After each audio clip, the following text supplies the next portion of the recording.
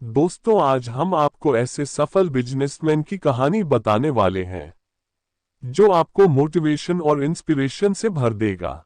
एक लड़का 17 साल की उम्र में मुंबई खाली हाथ आया था। वह अपनी मेहनत और जुनून के बल पर एक सफल बिजनेसमैन बना और आज करोड़ों की कंपनी का मालिक है। उस व्यक्ति का नाम है प्रेम गणपति। प्रेम गणपति का जन्म तमिलनाडु के एक छोटे से गांव में हुआ था। उसके पिता एक किसान थे। वह जिस जगह पर रहता था वहां पर बच्चे ज्यादा पढ़ाई नहीं करते थे और 8वीं-10वीं करने के बाद किसी छोटी मोटी नौकरी पर लगकर घर खर्च में हाथ बटाते थे। प्रेम गणपति भी अपनी प्रारंभिक शिक्षा लेने के बाद तमिलनाडु में एक कॉफी शॉप पर काम करने लगे। कुछ समय उन्होंने उसी कॉफी शॉप में काम किया। वहां काम करते करते उनकी मुलाकात एक व्यक्ति से हुई जो मुंबई में काम करता था। प्रेम ने उस व्यक्ति से बात की और मुंबई जाने की इच्छा जाहिर की, जिसके बाद वह व्यक्ति प्रेम गणपति को लेकर मुंबई आ गया। उस समय प्रेम गणपति की उम्र मात्र 17 साल की थी।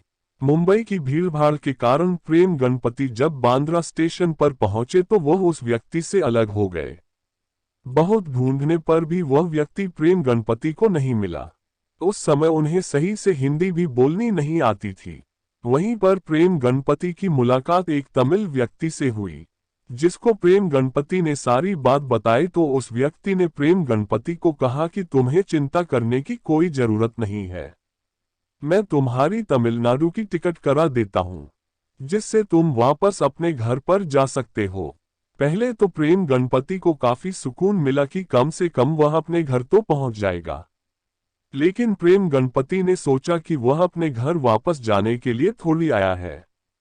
माना कि जो व्यक्ति ने उसे लेकर आया है वह व्यक्ति उससे बिछड़ गया, लेकिन वह मुंबई में काम करने और अपनी स्थिति को सुधारने के लिए आया है।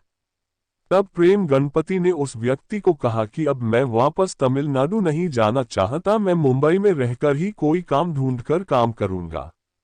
इसके बाद प्रेम गणपति ने मुंबई में काम ढूंढना शुरू किया। शुरू में किसी ने भी प्रेम गणपति को काम पर नहीं रखा, लेकिन काफी ढूंढने के बाद प्रेम गणपति को एक बेकरी में बर्तन धोने का काम मिला। प्रेम ने बेझिझक वह काम किया और कुछ समय के बाद प्रेम वहां से काम छोड़कर टी शॉप पर वेटर के रूप में काम करने लगे।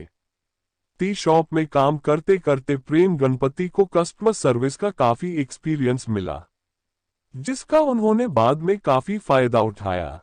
प्रेम गणपति चाय की दुकान में आने वाले कस्टमर से बहुत अच्छे से पेश आते थे, जिसके कारण उस दुकान में कस्टमर आने बढ़ गए और सभी कस्टमर प्रेम गणपति को ही सर्विस के लिए ढूंढते थे।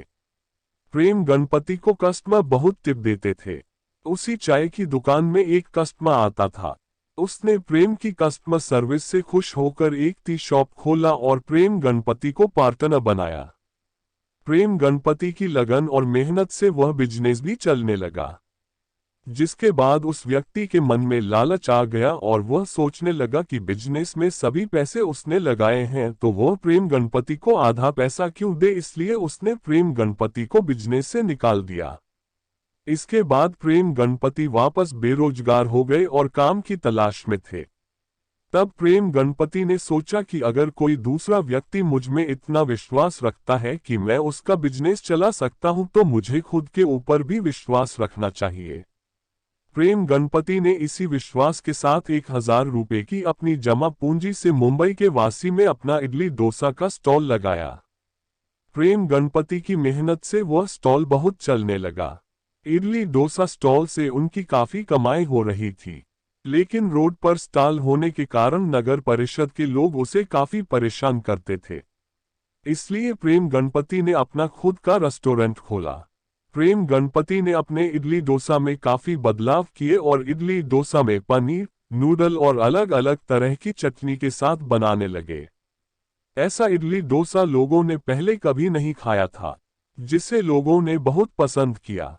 प्रेम गणपति ने अपने खाने की वैरायटी के साथ ब्रांडिंग को जोड़ दिया।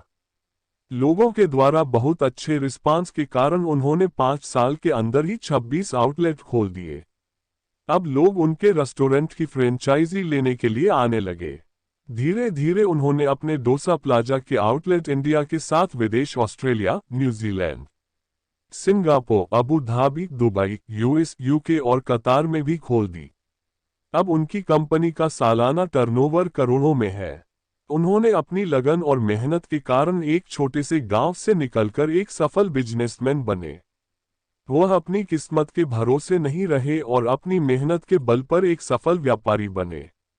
यदि आप अपनी जिंदगी में कुछ करना चाहते हैं और एक सफल बिजनेसमैन बनना चाहते हैं तो आपको भी किस्मत के भरोसे न रहकर अपने हाथों से मेहनत के द्वारा अपनी किस्मत को बदलना चाहिए।